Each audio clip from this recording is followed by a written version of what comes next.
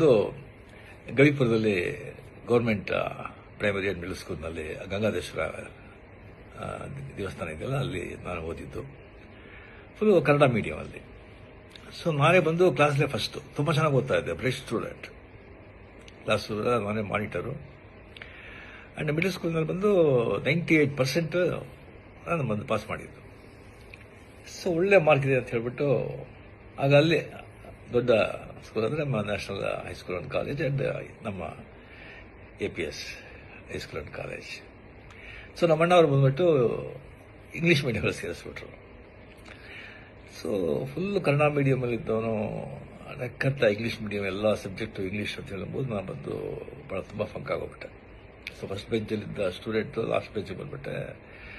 ತುಂಬ ಡಿಪ್ರೆಷನ್, ತುಂಬ ಫಂಕಾಗಿ ಭಾಳ ಕಷ್ಟವಾಗ್ತಾಯಿತ್ತು. ಆಗ ರಿಯಲಿ